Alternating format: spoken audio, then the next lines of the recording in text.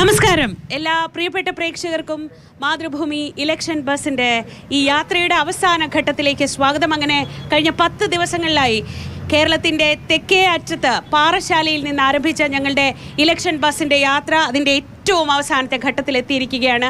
സപ്തഭാഷാ സംഗമഭൂമി, കേരളത്തിലെ രാഷ്ട്രീയ യാത്രകളുടെ ഒരുപാട് തുടക്കം കണ്ടിട്ടുള്ള കാസർഗോഡിൻ്റെ മണ്ണിലാണ് ഞങ്ങളുള്ളത്. ഇപ്പോൾ കാഞ്ഞങ്ങാട്ടാണ്.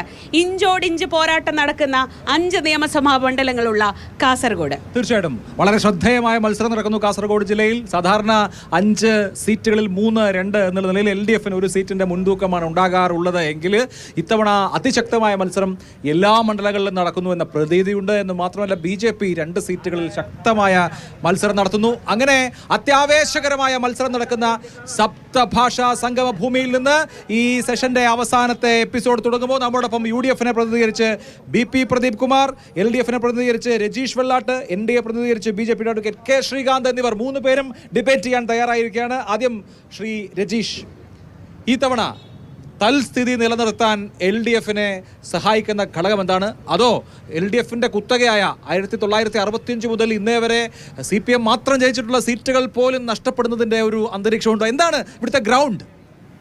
തെരഞ്ഞെടുപ്പിൻ്റെ ഏറ്റവും വലിയ സൗന്ദര്യമെന്ന് പറയുന്നത് നാടിൻ്റെ വികസനമാണ്. ഇടതുപക്ഷ ജനാധിപത്യ മുന്നണി ഈ തെരഞ്ഞെടുപ്പിൽ വളരെ അഭിമാനത്തോടെ ഈ കാസർഗോഡ് ജില്ലയിലെ 5 മണ്ഡലങ്ങളിലും ഞങ്ങൾക്ക് അഭിമാനകരമായ വിജയം നേടാൻ വേണ്ടി കഴിയും എന്ന് തന്നെയാണ് ഞങ്ങൾ പ്രതീക്ഷിക്കുന്നത്. കാരണം കഴിഞ്ഞ 10 വർഷക്കാലമായി ഈ കേരളം ഇന്നേ വരെ കണ്ടിട്ടില്ലാത്ത ഏറ്റവും വലിയ വികസന പ്രവർത്തനങ്ങൾക്കാണ് നമുക്കിവിടെ നേതൃത്വം കൊടുക്കാൻ വേണ്ടി കഴിഞ്ഞത്. നമ്മുടെ ജില്ലയുടെ പശ്ചാത്തല വികസന രംഗത്തുണ്ടായ വലിയ നേട്ടങ്ങൾ, ദേശീയപാതയുടെ ആദ്യ റീച്ച് കേരളത്തിൽ വളരെ അഭിമാനത്തോടെ 1ാമത്തെ റീച്ച് തലപ്പാടി തൊട്ട് ചെറുക്കള വരെ പൂർത്തീകരിച്ചിരിക്കുന്നു. ഇന്ന് ലോകത്തെവിടെയുമുള്ള മനുഷ്യർക്ക് കേരളത്തിലേക്ക് വന്നാൽ ഇത് എൻ്റെ നാട് തന്നെയാണോ എന്ന അത്ഭുതം കൂറാവുന്ന വികസന പ്രവർത്തനമാണ് ദേശീയപാത നേട്ടത്തിലൂടെ ഉണ്ടായിട്ടുള്ളത്. നമ്മുടെ ആരോഗ്യ രംഗത്ത് അഭിമാനകരമായ നേട്ടം ഈ 10 വർഷക്കാലത്തിനിടയിൽ ഉണ്ടായിരിക്കുന്നു. വിദ്യാഭ്യാസ രംഗത്ത് അടച്ചുപൂട്ടലിൻ്റെ വക്കിലായിരുന്നു അതിനു മുമ്പുള്ള 2016 വരെയുള്ള UDFൻ്റെ കാലത്തുള്ള കേരളമെങ്കിൽ ഇന്നു കേരളത്തിലെ പൊതുവിദ്യാലയം ഏറ്റവും മികച്ച നേട്ടത്തിൻ്റെ നെറുകയിലേക്ക് കേരളത്തിൻ്റെ പൊതുവിദ്യാലയങ്ങൾ കുതിക്കുന്നു. 11 ലക്ഷത്തോളം കുഞ്ഞുങ്ങൾ കൂടുതലായി കേരളത്തിലെ പൊതുവിദ്യാലയങ്ങളിലേക്ക് എത്തുന്നു. ഈ നേട്ടങ്ങളെല്ലാം ആരോഗ്യ വിദ്യാഭ്യാസ രംഗത്ത്, പശ്ചാത്തല വികസന രംഗത്ത്, നാടിൻ്റെ ക്ഷേമ ഐശ്വര്യങ്ങളിൽ സകലതിലുമുണ്ടായ എല്ലാ നേട്ടങ്ങളും നമ്മൾ 3 മണ്ഡലങ്ങളിലാണ് സിറ്റിംഗ് മണ്ഡലമായി നമ്മുടെ മുന്നിലുള്ളതെങ്കിൽ 5 മണ്ഡലങ്ങളും ജയിക്കാൻ വേണ്ടി കഴിയുന്ന ആവേശകരമായ രാഷ്ട്രീയ സാഹചര്യമാണ് ഇപ്പോൾ കാസർഗോഡ് ജില്ലയിലുള്ളത്. BP പ്രദീപ് കുമാർ, ഒരു ഫുട്ബോൾ മാച്ചിൽ എന്ന പോലെ ഈ 3-2 എന്ന സ്കോറുമായി കുറച്ചധികം കാലമായി ഇങ്ങനെ പോകാൻ തുടങ്ങിയിട്ട് ഇത്തവണ നിങ്ങൾ വളരെ മികച്ച രീതിയിലുള്ള ഒരു രാഷ്ട്രീയ തന്ത്രങ്ങളൊക്കെ പയറ്റി സ്ഥാനാർത്ഥികളെയൊക്കെ കൊണ്ടുവന്ന് വലിയൊരു പോരാട്ടം നടത്തുന്നുണ്ട്. UDF തദ്ദേശ തെരഞ്ഞെടുപ്പിൽ നടത്തിയ ഒരു മുന്നേറ്റം നിങ്ങളുടെ മുന്നിലുണ്ട്. അത് ഈ നിയമസഭാ തെരഞ്ഞെടുപ്പിൽ ആവർത്തിക്കാൻ പറ്റുമോ? ഈ 3-2 എന്ന സ്കോർ മാറുമോ? തീർച്ചയായും കാസർഗോഡ് ജില്ലയിൽ വലിയ മുന്നേറ്റം ഇത്തവണ ഐക്യജനാധിപത്യ മുന്നണി ഉണ്ടാക്കും എന്ന കാര്യത്തിൽ യാതൊരു തർക്കവുമില്ല. 5-0 എത്തിക്കും എന്ന കാര്യത്തിലും ഒരു തർക്കവുമില്ല. അതിലിപ്പോൾ പ്രിയപ്പെട്ട LDFൻ്റെ പ്രതിനിധി പറഞ്ഞതുപോലെ കാസർഗോഡ് വന്നിറങ്ങുമ്പോൾ റോഡ് കണ്ട് ഇതെൻ്റെ നാടാണോ എന്ന് സംശയിച്ച ആൾ 2 ദിവസം ഇവിടെ താമസിച്ചാൽ ഇതെൻ്റെ നാടല്ല എന്ന് പറഞ്ഞ് തിരിഞ്ഞോടേണ്ട ഒരവസ്ഥയിലാണ് ഈ കേരളം ഉള്ളത് എന്ന കാര്യത്തിൽ യാതൊരു തർക്കവുമില്ല. ആ രീതിയിലേക്ക് ഈ നാട്ടിൽ ആശുപത്രിയിൽ പോയാൽ ചികിത്സ കിട്ടില്ല, കെട്ടിടം ഇടിഞ്ഞു വീണ് മരിക്കുന്ന സ്ഥിതി ഉണ്ടായിരിക്കുന്നു. ആരോഗ്യ മേഖലയിൽ, വിദ്യാഭ്യാസ മേഖലയിൽ, പശ്ചാത്തല മേഖലയിൽ, കാർഷിക മേഖലയിൽ എല്ലാ തരത്തിലും ആത്മഹത്യയും, ജനങ്ങൾക്ക് ജീവിക്കാൻ കഴിയാത്ത അതുപോലെ തന്നെ വിലക്കയറ്റം കൊണ്ട് എല്ലാ രീതിയിലും ജനങ്ങൾക്ക് ജീവിക്കാൻ കഴിയാത്ത 10 വർഷമായി ഈ നാടിൻ്റെ ജനങ്ങളെ കണ്ണീര് കുടിപ്പിച്ച ഒരു 10 വർഷമാണ് കേരളത്തിൽ ഉണ്ടായത്. അതുകൊണ്ട് ഒരു സംശയവും വേണ്ട, കേരളത്തിലെ 140 മണ്ഡലങ്ങളിലും ഇതിന്റെ പ്രതിഫലനം ഉണ്ടാകും. പ്രത്യേകിച്ച് കാസർഗോഡ് നമ്മൾ 5-0 എത്തിക്കുമെന്നാണ് പ്രവചിക്കുന്ന score. Sri K Sreekanth, BJP ലക്ഷ്യമിടുന്ന സ്കോർ എന്താണ്? കുറേ കാലമായി അത്യുത്തര കേരളത്തിൽ നിന്ന് BJP ഒരു സീറ്റ് സമ്പാദിക്കും, ഒരു താമര ഇവിടെ വടക്കൻ കേരളത്തിൽ വിരിയിക്കും എന്നൊക്കെ പറഞ്ഞിട്ട് പക്ഷേ ഇതുവരെ വിരിഞ്ഞിട്ടില്ല. ഇത്തവണ എന്തെങ്കിലും സാധ്യതയുണ്ടോ? ഇത്തവണ താമരകൾ വിരിയും. അത് കാസർഗോഡ് ജില്ലയിലടക്കം താമരകൾ ഇവിടെ വിരിയും എന്ന കാര്യത്തിൽ ഒരു സംശയവുമില്ല. ഞങ്ങൾ ഈ തെരഞ്ഞെടുപ്പിൽ ജനങ്ങളോട് പറയുന്നത് സുരക്ഷിതമായിട്ടുള്ളൊരു കേരളം, അതുപോലെ തന്നെ വികസിത കേരളം, വിശ്വാസ സംരക്ഷണ കേരളം, ഈ 3 മുദ്രാവാക്യങ്ങൾ മുന്നോട്ട് വെച്ചിട്ടാണ് ജനങ്ങളെ അഭിമുഖീകരിക്കുന്നത്. ഇവിടെ ഈ കേരള സംസ്ഥാനം രൂപീകരിച്ചതിന് ശേഷം പറയത്തക്ക വിധത്തിലുള്ള വികസന കാര്യങ്ങളൊന്നും നടന്നിട്ടില്ല. ഇവിടുത്തെ സാമൂഹിക അന്തരീക്ഷം അത് വളരെ അപകടകരമായിട്ടുള്ള സാഹചര്യത്തിലേക്കായിട്ട് ആബാലവൃദ്ധ ജനങ്ങളുടെ സുരക്ഷിതത്വം വല്ലാതെ ഭീഷണിയിലായിട്ടുള്ള ഒരു സാഹചര്യം. അതുപോലെ തന്നെ ഏത് മതവിഭാഗത്തിൽപ്പെട്ടാലും ആ മതവിഭാഗത്തിൻ്റെ വിശ്വാസം വളരെയധികം അപകടത്തിലായിട്ടുള്ള ഒരു സാഹചര്യമാണ് ഉണ്ടായിട്ടുള്ളത്. പ്രത്യേകിച്ച് ഭൂരിപക്ഷ സമുദായം എന്ന് പറയുന്ന ഹൈന്ദവ ആചാരാനുഷ്ഠാനങ്ങൾക്ക് മേലും അതുപോലെ തന്നെ ആരാധനാലയങ്ങളുടെ സ്വത്തും പണവും കൊള്ളയടിക്കുന്ന രീതിയിൽ ഭരണകർത്താക്കൾ തന്നെ മാറിയിരിക്കുന്ന ഒരു സാഹചര്യമാണ് ഉണ്ടായിട്ടുള്ളത്. അപ്പോൾ അത് വളരെ വ്യക്തമായിട്ട് ജനങ്ങൾക്കറിയാം. അതുകൊണ്ട് ഇതുവരെ മാറാത്തത് കേരളത്തിൽ മാറാൻ വേണ്ടി പോകുന്നു. ദേശീയ ജനാധിപത്യ സഖ്യത്തിന് വളരെ നിർണായകമായിട്ടുള്ള ഒരു ശക്തിയായിട്ട് കേരളം മാറുന്നു എന്നതിൻ്റെ സൂചനയാണ് ഈ തെരഞ്ഞെടുപ്പിൽ ഞങ്ങൾക്ക് നൽകുന്ന ആത്മവിശ്വാസം. ഇനി ജനങ്ങളുടെ ടേണാണ്. വികസനം കണ്ടിട്ടാണോ അതോ വികസനമില്ലായ്മ കണ്ടിട്ടാണോ അതോ കേന്ദ്രം മുന്നോട്ട് വെക്കുന്ന പദ്ധതികൾ കണ്ടിട്ടാണോ നിങ്ങൾ വോട്ട് ചെയ്യാൻ പോകുന്നത്? നിങ്ങൾക്ക് എന്താണ് ഈ പ്രതിനിധികളോട് ചോദിക്കാനുള്ളത്? ചോദ്യമായിരിക്കണം, ഷാർപ്പായിരിക്കണം, അധിക സമയം എടുക്കരുത്. ചോദിക്കാം. എനിക്ക് ആദ്യമായിട്ട് ചോദിക്കാനുള്ളത് കേന്ദ്രം ഭരിക്കുന്ന BJPയുടെ പ്രതിനിധിയാണ്. കഴിഞ്ഞ ഇലക്ഷന് മുമ്പായിട്ട് നമ്മളോട് എല്ലാവരുടെയും അടിസ്ഥാന സൗകര്യങ്ങൾക്ക് വേണ്ടിയിട്ട് 15 ലക്ഷം രൂപ അക്കൗണ്ടിലേക്ക് ഇടാന്ന് പറഞ്ഞിട്ട് ഇന്ന് വരെ 5 നയാ പൈസ ആ വഴിക്ക് വന്നിട്ടില്ല പറയണം. പിന്നെ അതുപോലെ തന്നെ അന്ന് BJPക്ക് പ്രഖ്യാപിച്ച പെട്രോളിയം ഉൽപ്പന്നങ്ങളുടെ ഗ്യാസിൻ്റെ വില അത് ഇത്രയും വർഷം കൊണ്ട് അതിൻ്റെ എത്രയോ മടങ്ങ് കൂടിയതല്ലാണ്ട് ഒരു കുറവ് വരുത്താനോ ചില നിലവിലെ സാഹചര്യങ്ങളിൽ അനുകൂലമാകുമ്പോഴും അത്തരം വില റേറ്റ് നമുക്ക് കുറച്ച് സാധാരണക്കാർക്ക് ചെയ്യാൻ പറ്റിയിട്ടില്ല. മൂന്നാമത്തത് ഇന്ത്യ അന്താരാഷ്ട്ര നിലവാരത്തിൽ പട്ടിണി സൂചികയിൽ ഇന്ത്യ ഏറ്റവും പിറകിലാണ് വരുന്നത്. പട്ടിണി ബംഗ്ലാദേശിനേക്കാളും പിറകിലാണ് വരുന്നത്. അപ്പോൾ പ്രധാനപ്പെട്ട ഒരു കക്ഷിയുടെ ഭരണം നടത്തുമ്പോൾ, ഒരു മുതലാളിത്ത രീതിയിൽ ഭരണം നടത്തുമ്പോൾ സാധാരണക്കാർക്ക് എന്ത് ഗുണമാണ് എന്തുകൊണ്ടാണ് NDAക്ക് നിങ്ങൾ വോട്ട് ചെയ്യേണ്ടത്? കാരണം തകർന്നു വീഴുന്ന ഒരുപാട് പാലങ്ങൾ നമ്മൾ നിത്യേന കാണുന്നുണ്ട്. ആ പാലങ്ങൾ യഥാർത്ഥത്തിൽ ഒരു ചാനൽ നമ്മുടെ നാട്ടിൽ റിപ്പോർട്ട് ചെയ്യുന്നില്ല. പക്ഷെ അത്തരം ആ തരത്തിലുള്ള വികസനമാണോ കേരളത്തിന് വേണ്ടത്? അതുപോലെ തന്നെ നമ്മുടെ നാട്ടിൽ മിനിഞ്ഞാന്ന് ഒരു സ്ഥാനാർത്ഥിയുടെ പ്രചരണത്തിന് വേണ്ടിയിട്ട് ഉടുതുണിയില്ലാത്തൊരു കക്ഷിയുടെ വന്നിട്ട് നമ്മുടെ നാട്ടിലെ അപ്പോൾ അന്നത്തെ നമ്മുടെ വിദ്യാഭ്യാസ മന്ത്രി ആ പ്രദേശത്തെ സ്കൂളുകൾക്ക് ലീവ് കൊടുക്കണം. കാരണം കേരളത്തെ ഇന്ത്യക്ക് മുമ്പിൽ നാണം കെടുത്തുന്ന ഒരു രീതിയാണ് നമ്മുടെ നാട്ടിൽ കണ്ടുവരുന്നത്. ശരി, ഈ വാഗ്ദാനങ്ങളൊന്നും നിറവേറ്റാത്ത ഒരു സർക്കാർ ഭരിക്കുമ്പോൾ എന്തിനാണ് ഇവിടെ നിന്ന് അങ്ങനെ ഒരു പ്രതിനിധിയെ വോട്ട് ചെയ്ത് ജയിപ്പിക്കേണ്ടത് എന്നാണ് അദ്ദേഹത്തിന്റെ ചോദ്യം. അദ്ദേഹം മുസ്ലിം ലീഗിൻ്റെയോ മറ്റുള്ള വാട്സപ്പ് ഗ്രൂപ്പിൽ വരുന്ന കാര്യങ്ങൾ ഒരു ആധികാരികമില്ലാത്ത കാര്യങ്ങളാണ് ആരോപണമായിട്ട് ഉന്നയിച്ചിരിക്കുന്നത്. അതിൽ അടിസ്ഥാനപരമായിട്ടുള്ള ഒരു മറുപടി അർഹിക്കുന്ന ഒരു ചോദ്യമല്ല, ഒരു ആരോപണമല്ല ഉന്നയിച്ചിട്ടുള്ളത്. 15 ലക്ഷം രൂപ അക്കൗണ്ടിലേക്ക് കൊടുക്കുമെന്ന് ആരാ പറഞ്ഞിട്ടുള്ളത്? ആരും പറഞ്ഞിട്ടില്ല. ഇത് ഒരു അടിസ്ഥാനമില്ലാത്ത കാര്യമാണ് പറഞ്ഞിരിക്കുന്നത്. പിന്നെ ഭാഷ അറിയാത്ത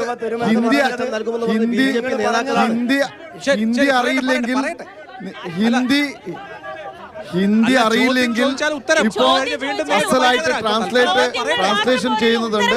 ആ ട്രാൻസ്ലേഷൻ നടത്തുന്നതാണ് നല്ലത്. അല്ല, നിങ്ങൾ പരസ്പരം സംസാരിക്കണം. നേതാവിന് സംസാരിക്കാൻ അറിയാലോ, അദ്ദേഹം സംസാരിക്കും. പറഞ്ഞോളൂ. ഈ പറഞ്ഞിട്ടുള്ളതെല്ലാം അടിസ്ഥാനരഹിതമായിട്ടുള്ള കാര്യമാണ്, ആധികാരികമായിട്ടുള്ള കാര്യമേ അല്ല. അതുകൊണ്ട് ഇതിന് മറുപടി അർഹിക്കുന്നില്ല. ഏതെങ്കിലും ഒരു വാട്സപ്പ് ഗ്രൂപ്പിൽ വന്നത് അങ്ങനെ തന്നെ പാവങ്ങൾ വിശ്വസിക്കുകയാണ്. അതുകൊണ്ട് കുറച്ച് ആധികാരികമായിട്ട് പഠിച്ചിട്ട് നിങ്ങൾ ആരോപണങ്ങൾ അടുത്ത ചോദ്യം ഉത്തരം കിട്ടും. ഈ 15 ലക്ഷം കൊടുക്കുമെന്ന് പറഞ്ഞത് ആദ്യമായിട്ടാണ് ഒരു BJP നേതാവ് നിഷേധിക്കുന്നതായി നമ്മൾ കണ്ടത്. ഇതുവരെ ഒരു BJP നേതാവും അത് കൊടുക്കുമെന്ന് പറഞ്ഞ് നിഷേധിച്ചിട്ടില്ല. അത്യാവശ്യം ഹിന്ദി അറിയാന്ന് വിചാരിക്കുന്നത് ആ വീഡിയോ കണ്ടാൽ അറിയാം. അറിയുന്നതിനെ കുറിച്ചോ മലയാളം അറിയുന്നതിനെ കുറിച്ചല്ല മനസ്സിലാക്കാതെ കണ്ട്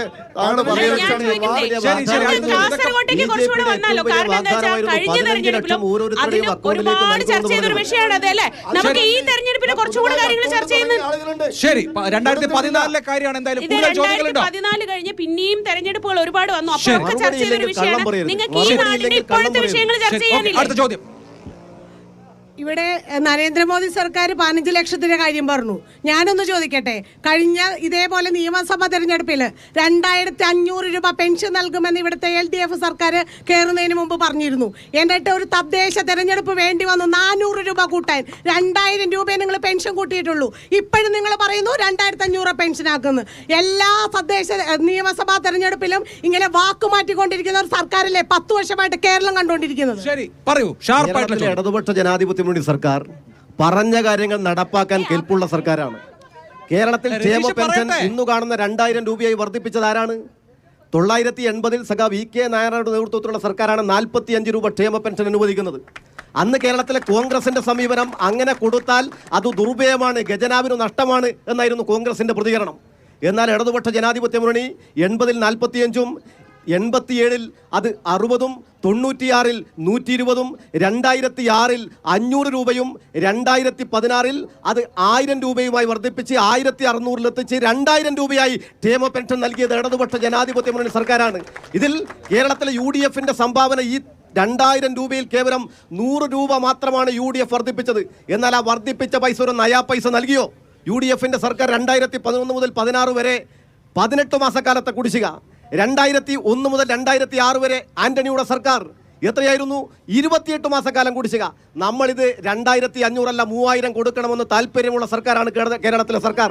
എന്താ തടസ്സം? എന്താണ് തടസ്സം? അതിനുള്ള തടസ്സം ഒന്ന് മാത്രമാണ്. കേന്ദ്ര സർക്കാർ കേരളത്തെ സാമ്പത്തികമായി ശ്വാസം മുട്ടിക്കുകയാണ്. ആ ശ്വാസം മുട്ടിക്കുന്നതിനിടയിലാണ്. നമുക്ക് തത്സമയ പരിപാടിയാണ്, നമുക്ക് ആകെയുള്ള കുറച്ച് സമയമാണ്. നമുക്ക് വിത്ത് ഡ്യൂ റെസ്പെക്ട് നമുക്ക് തുടങ്ങാം. കേന്ദ്ര സർക്കാർ നമ്മളെ സാമ്പത്തികമായി ശ്വാസം മുട്ടിക്കുന്നതിനിടയിലും കേരളം 2000 രൂപ ക്ഷേമ പെൻഷൻ വർദ്ധിപ്പിച്ച് നൽകുന്ന സർക്കാരാ. ഇത് കേരളത്തിന് പുറത്ത് BJP ഭരിക്കുന്ന ഏതെങ്കിലും ഒരു സംസ്ഥാനത്ത് കാണിക്കാൻ പറ്റുമോ?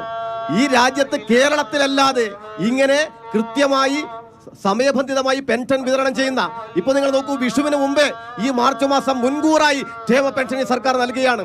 അതുകൊണ്ട് ഇത് കേരളത്തിലെ ഇടതുപക്ഷ ജനാധിപത്യ മുന്നണി ലോകത്തെ മുന്നിൽ അവതരിപ്പിക്കുന്ന മോഡലാണ് കേരളത്തിലെ ക്ഷേമ പെൻഷൻ. കഴിയാത്ത കാര്യമാണ് ഇത്, തെറ്റിദ്ധരിപ്പിക്കുന്ന കാര്യങ്ങളാണ് ഇപ്പൊ പറഞ്ഞുകൊണ്ടിരിക്കുന്നത്. അദ്ദേഹത്തിന് ഒരു ചോദ്യമുണ്ട്. ഒരു ചോദ്യം നേരത്തെ പറഞ്ഞു 18 മാസം പെൻഡിങ് ആയിട്ടുണ്ടെന്ന് പറഞ്ഞു. ആ 18 മാസത്തിന്റെ കാര്യം സ്വരാജ് നിയമസഭയിൽ ചോദ്യത്തിന് തോമസ് ഐസക് കൊടുത്ത മറുപടിയിൽ 3 മാസം മാത്രമേ പെൻഷൻ പെൻഡിങ് ആയിട്ടുള്ളൂ എന്നുള്ളത് കൃത്യമായിട്ട് രേഖപ്പെടുത്തിയിട്ടുണ്ട്. നിങ്ങൾ ഈ 18 മാസം എല്ലാ തെരഞ്ഞെടുപ്പ് കാലഘട്ടത്തിലും ഈ പച്ചക്കള്ളം പറഞ്ഞുകൊണ്ടിരിക്കുന്ന ഈ തീരുമാനം ഒന്ന് മാറ്റണം. അഭിലാഷ് നേതൃത്വം കൊടുത്ത ഒരു ചർച്ചയിൽ അരുൺകുമാർ 18 മാസത്തെ കുറിച്ച് പറഞ്ഞപ്പോ അഭിലാഷ് തന്നെ അത് കൗണ്ടർ ചെയ്യുന്ന ഞാൻ കണ്ടിട്ടുണ്ട്. ശരി, ഇത് കേരളത്തിൽ കഴിഞ്ഞ കുറെ നാളുകളായി UDF പ്രചരിപ്പിക്കുന്ന ഒരു ക്യാപ്സ്യൂളാണിത്. ഇങ്ങനെ ക്ഷേമ പെൻഷൻ ഇതാ ഞങ്ങൾ ഇത്രയൊക്കെ കൊടുത്തിട്ടുണ്ട് എന്ന് കള്ളം പറഞ്ഞു പ്രചരിപ്പിക്കാൻ വേണ്ടി നോക്കുകയാണ്. നമ്മുടെ നാട്ടിൽ 2016 ക്ഷേമ പെൻഷൻ കൈപ്പറ്റിയ ആളുകൾ, ക്ഷേമ പെൻഷൻ ലഭിക്കാത്ത ആളുകൾ ഞങ്ങൾക്ക് ഇത്രയും നാളത്തെ കുടിശ്ശികയുണ്ട്, ഇടതുപക്ഷം പെൻഷൻ നൽകിയപ്പോൾ ആ കിട്ടിയ പെൻഷന്റെ റെസിപ്റ്റ് കാണിച്ചുകൊണ്ട് പറഞ്ഞു ഇടതുപക്ഷം അധികാരത്തിൽ വന്നപ്പോൾ 18 മാസക്കാലത്തെ പെൻഷൻ കുടിശ്ശിക തീർത്ത് തന്നു എന്ന് റെസിപ്റ്റ് കാണിച്ചുകൊണ്ടാണ് ലഭിച്ച പെൻഷന്റെ റെസിപ്റ്റ് കാണിച്ചാണ് ആളുകൾ പറഞ്ഞത്. എന്തെല്ലാം കള്ളം പറഞ്ഞാലും നേരത്തെ തെരഞ്ഞെടുപ്പ് കാലത്ത്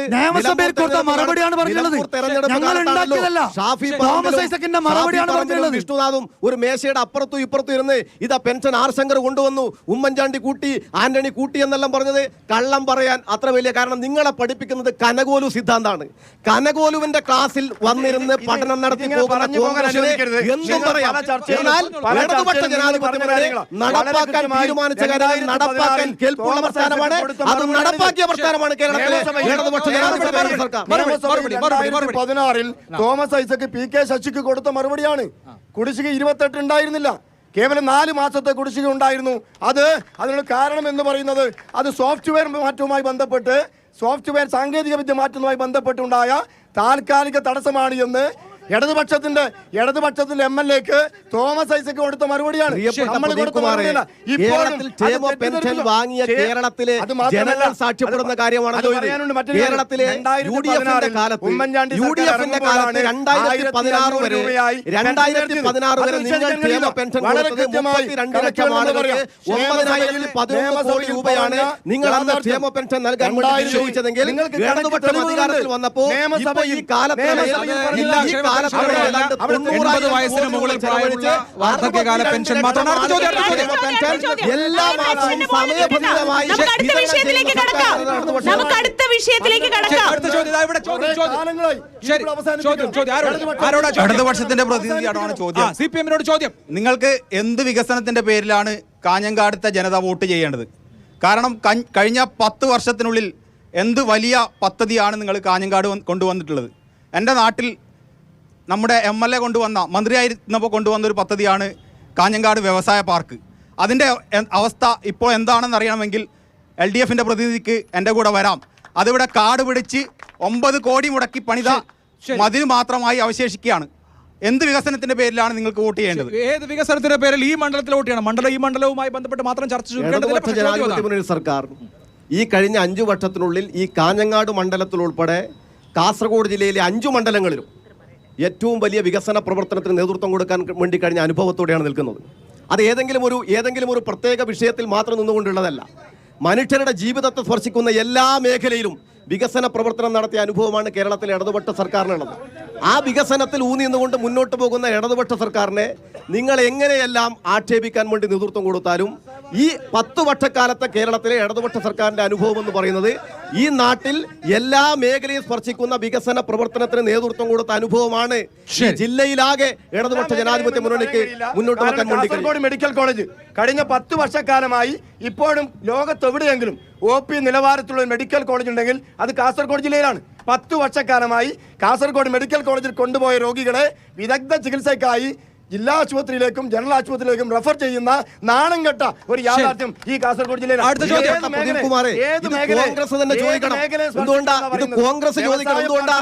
ഈ കാസർഗോഡ് ജില്ലയിൽ ഇന്ന് കാണുന്ന ഈ സാഹചര്യത്തിലേക്ക് പ്രത്യേകിച്ച് മെഡിക്കൽ കോളേജിനെ കാസർഗോഡിന്റെ വടക്കേ അറ്റത്തെ ഉക്കിനടുക്കയിൽ കൊണ്ടുവന്നത് എന്ത് താല്പര്യത്തിലാ?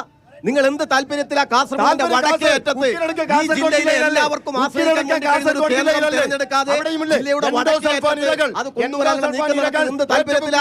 അത് മാത്രമാണ്. ആ മെഡിക്കൽ കോളേജിന് 2012 മാർച്ച് മാസത്തിൽ നിങ്ങൾ അതിന്റെ പ്രഖ്യാപനം നടത്തിയെങ്കിലും ഏതെങ്കിലും തരത്തിൽ മുന്നോട്ട് പോകാൻ അന്നത്തെ UDF-ന്റെ സർക്കാർ തയ്യാറായോ? ഇടതുപക്ഷം അധികാരത്തിൽ വന്നപ്പോഴാണ് നാഷണൽ മെഡിക്കൽ കമ്മീഷന്റെ സൗകര്യം, അതിനാവശ്യമായ സൗകര്യങ്ങൾ ഒരുക്കി അംഗീകാരം വാങ്ങുന്നതിന് ഇടതുപക്ഷ സർക്കാർ കഴിയുന്നത്. ഇന്ന് കാസർഗോഡ് മെഡിക്കൽ കോളേജിൽ MBBS പഠനത്തിനാവശ്യമായ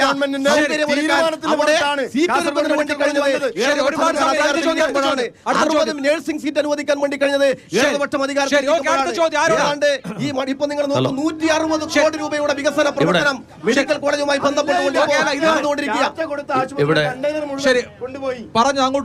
ഇവിടെ ഒരു സുഹൃത്ത് ഇവിടെ നിന്ന് ചോദിക്കുന്നത് കേട്ടു, വ്യവസായ പാർക്കുമായി ബന്ധപ്പെട്ടുകൊണ്ട്. ആ വ്യവസായ പാർക്ക് ഈസ് ഓഫ് ഡൂയിങ് ബിസിനസ്സിൽ ഇന്ത്യക്കകത്ത് 28ാം സ്ഥാനത്തുണ്ടായിരുന്ന കേരളം 1ാം സ്ഥാനത്തിലേക്ക് ശ്രീകാന്ത് അവറുകളുടെ ഗവൺമെന്റ് ഓതറൈസ് ചെയ്യുന്ന കേരളം 1ാം സ്ഥാനത്തേക്ക് വന്നിട്ടുള്ളത് ഈ കാസർഗോഡ് ജില്ലക്കകത്ത് അനന്തപുരം എന്ന് പറയുന്ന ക്ഷേത്രമുണ്ട്. ആ ക്ഷേത്രത്തിൻ്റെ അടുത്തേക്ക് ആ കുന്നിൻ്റെ മുകളിലേക്ക് നോക്കുക. 10 വർഷത്തിനുള്ളിൽ മൊട്ടക്കുന്നുണ്ടായ ഇന്ന് അതർ സ്റ്റേറ്റിൽ നിന്നുള്ള ഒരുപാട് കമ്പനികൾ അവിടെ വികസന പ്രവർത്തനം നടത്തുന്നുണ്ട്. വന്ദേ ഭാരതിൻ്റെ പ്ലാറ്റ്ഫോം അടക്കം അടിക്കുന്ന വ്യവസായ പാർക്കുകൾ അവിടെയുണ്ട്. അതുപോലെ തന്നെ മടിക്കേക്കകത്ത് ആ സുഹൃത്ത് പറഞ്ഞ പോലെ 80 ഏക്കർ എടുത്തിട്ടുണ്ടെങ്കിൽ ആ 80 ഏക്കർ 100 കമ്പനികൾക്കായി അവിടെ കൊടുത്തിട്ടുണ്ട്. എൻ്റെ ചോദ്യം നിങ്ങളോട് രണ്ടുപേരോടാണ്. യൂത്ത് കോൺഗ്രസിൻ്റെ പ്രധാനപ്പെട്ട സമരം നടന്നിട്ടുള്ളത് സിൽവർ ലൈനുമായി ബന്ധപ്പെട്ടുകൊണ്ടാണ്. ഈ കാസർഗോഡ് ജില്ലക്കകത്ത് ഏറ്റവും കൂടുതൽ അനുഭവിക്കുന്ന പ്രശ്നം റെയിൽവേ ടിക്കറ്റ് ആയി ബന്ധപ്പെട്ട ഈ നാളത്തേക്കുള്ള ടിക്കറ്റ് തത്കാല വരെ അവൈലബിലിറ്റി ഈ കാസർഗോഡ് ജില്ലക്കകത്ത് ജനങ്ങൾക്കില്ല. തിരുവനന്തപുരത്തേക്ക് പോകാൻ ഒരു ജനങ്ങൾക്കില്ല. പക്ഷേ 2 വന്ദേ ഭാരത് കേന്ദ്ര ഗവൺമെന്റ് അനുവദിച്ചു. എപ്പോഴാണ് അനുവദിച്ചത്? സിൽവർ ലൈൻ സമരം നടക്കുമ്പോൾ ആ സമയത്ത് മാത്രമാണ് നിങ്ങൾ അനുവദിച്ചത്. എന്റെ സംശയം, ഇന്ന് നിങ്ങളുടെ എല്ലാവരുടെ ഫോണിൽ നോക്കുക, വന്ദേ ഭാരത് ട്രെയിനിൽ ഏറ്റവും കൂടുതൽ റിസർവേഷൻ ഉള്ളത് കേരളത്തിലാണ് ലാഭത്തിലോടുന്നത്. എന്തുകൊണ്ട് 7 റെയിൽവേ കോറിഡോർ നിങ്ങളുടെ ബഡ്ജറ്റിനകത്ത് പ്രഖ്യാപിച്ചപ്പോൾ ഒന്നുപോലും ഇവിടുത്തെ സാധാരണ ജനങ്ങൾക്ക് യാത്രയെ നിങ്ങൾ തന്നിട്ടില്ല? നിങ്ങൾ എന്തുകൊണ്ട് നിങ്ങൾ സിൽവർ ലൈൻ ഇതുപോലെ നമ്മുടെ അനുഭവത്തിൽ നിങ്ങൾ എന്തുകൊണ്ട് കൊടുക്കാൻ വേണ്ടി പറ്റുന്നില്ല? 50,000 കിലോമീറ്റർ ചൈനക്കകത്തുള്ളത് ഒരു അതിരിപ്പുറത്ത് നടക്കുന്ന സംസ്ഥാനം ഇത് അനുഭവിക്കേണ്ടി വരുന്നില്ല എന്നുള്ളത് നിങ്ങളുടെ രണ്ടുപേരുടെ വികസന വിരോധനമാണ്.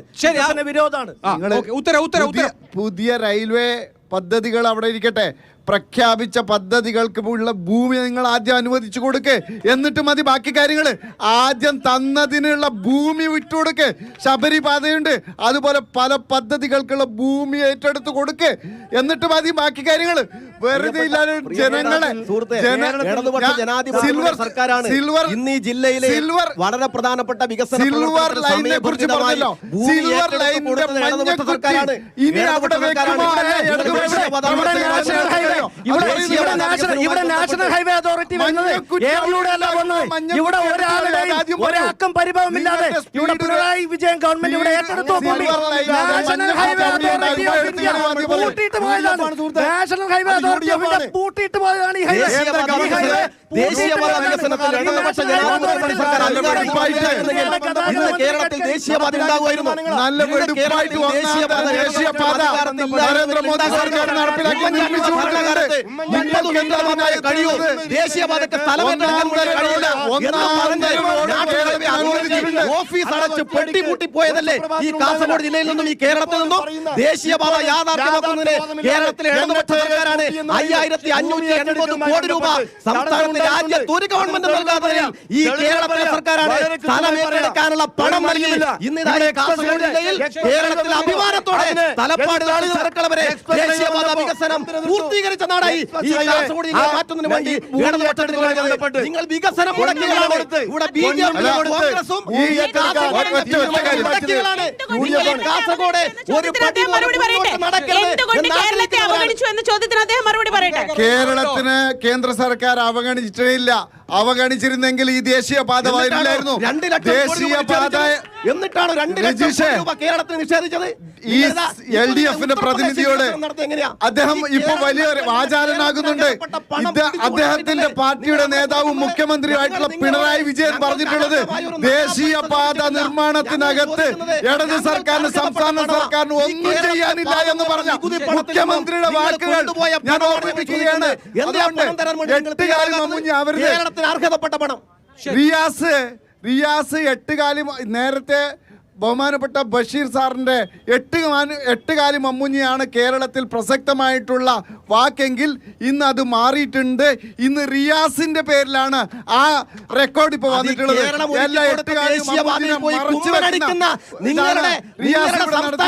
രാജീവ് ചന്ദ്രശേഖരനാണ്. കുമ്മനടിക്കാരനായ രാജീവ് ചന്ദ്രശേഖരൻ ഉണ്ടല്ലോ, അർഹതയില്ലാത്ത സ്ഥലത്ത് പോയി ഇരിക്കുന്ന നിങ്ങളുടെ ദേശീയ അധ്യക്ഷനുണ്ടല്ലോ, ജനാധിപത്യ മുന്നണി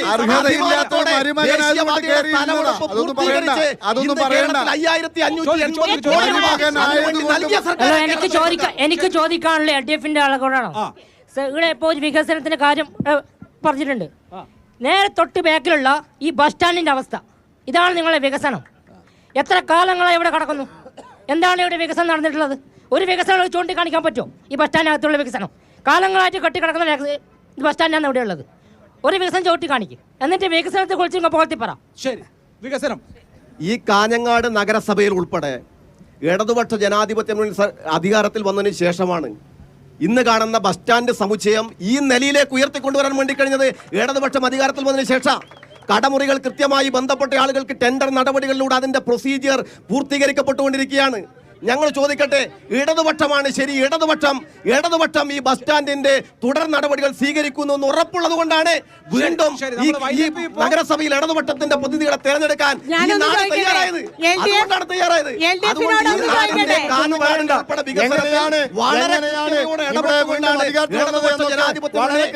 നഗരസഭയും അതോടൊപ്പം കേരളത്തിലെ സർക്കാരും മുന്നോട്ട് പോകുന്നത്. നഗരസഭയെ ഈ കാണുന്ന രീതിയിലേക്ക് ഏറ്റവും മോശകരമായ അവസ്ഥയിലേക്ക് നയിച്ചത് LDF നഗരസഭ ഭരണമാണ് എന്ന കാര്യത്തിൽ തർക്കവുമില്ല. ഞാനൊന്ന് ചോദിക്കട്ടെ, ഇവിടെ അമ്മയും കുഞ്ഞും ആശുപത്രി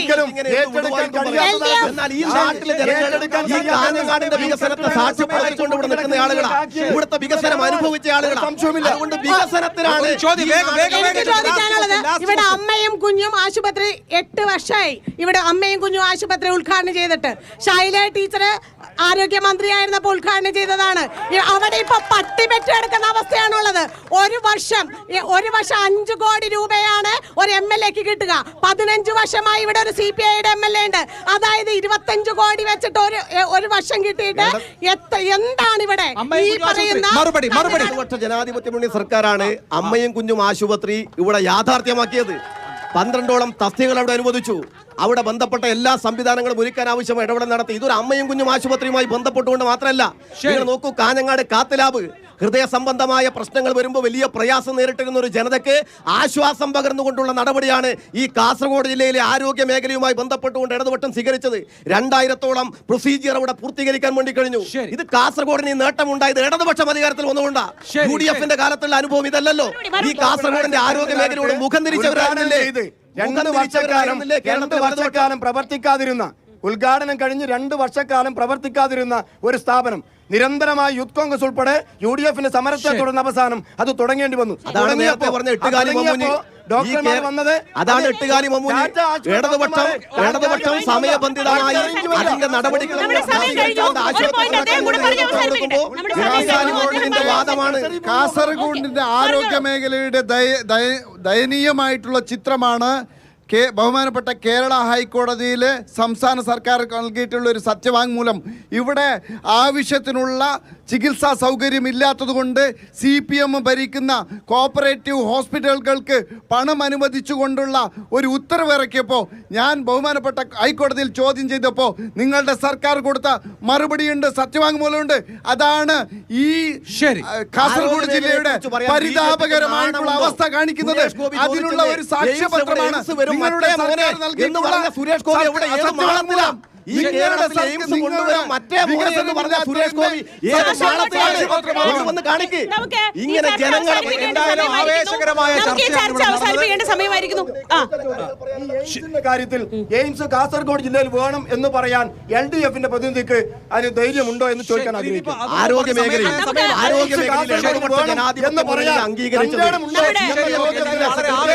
തെരഞ്ഞെടുപ്പാണ് കാസർഗോഡ് ജില്ലയിൽ നടക്കുന്നത്.